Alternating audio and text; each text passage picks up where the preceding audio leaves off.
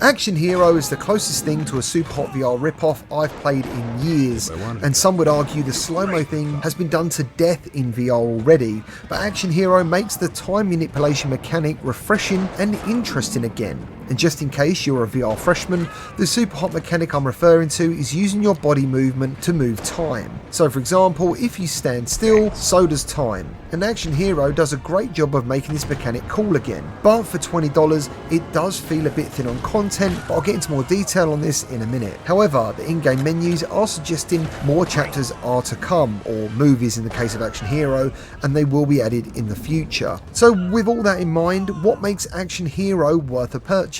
It's not the graphics or the weapons. Don't get me wrong, the game looks serviceable and feels good to play, and I'll get into more details on these things in a minute. It's the one more go feeling you get while playing, combined with the varying film environments ranging from Indiana Jones, Jurassic Park, Matrix, Inception and more. Fast travel games have borrowed ideas and cool set pieces from these franchises, creating some very cool levels, and they mix it up enough to make each chapter or movie feel a little bit different. In regards to the Matrix part of the game, which I think will give players the most "oh, this is cool" moment, even adding in some of the same movie sound effects,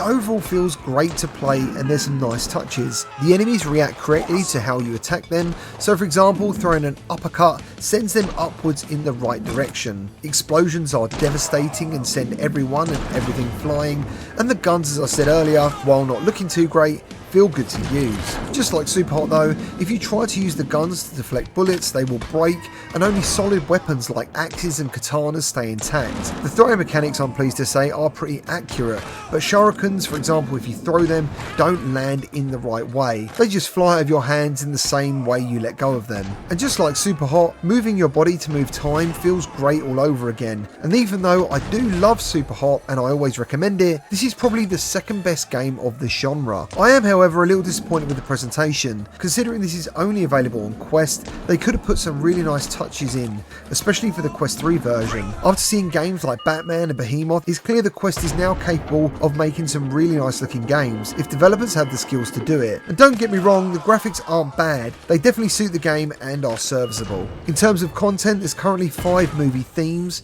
and they're all laid out pretty similar to Pistol Whip. It looks like there's going to be weekly challenges that also get refreshed, and there's collectibles throughout the stages shown as coffee cups, and some of these are pretty hard to spot. I only encountered one section of frustration, and it's the same level I found frustrating at Gamescom, and that's the second one with the security lasers. I died so many times at Gamescom, and I died just as many times here at home for this review. I'm certain my hands and head are in the right place, but maybe this one is on me. If you pick it up and play it, let me know if you encounter the same unforgiving section. In case you ever get really stuck at any point during a level, you'll see a golden revolver appear, and it appears to have infinite ammo, and once you've got past this section, it will then disappear, which I feel is quite a nice touch to keep players progressing. Outside of all this feedback, Action Hero has been great fun to play, and to see everything takes around 2 hours, but I soon went back in to look for the collectibles and try to get better times and scores. So if you don't consider yourself a score chaser, be aware you might not be playing this game for very long.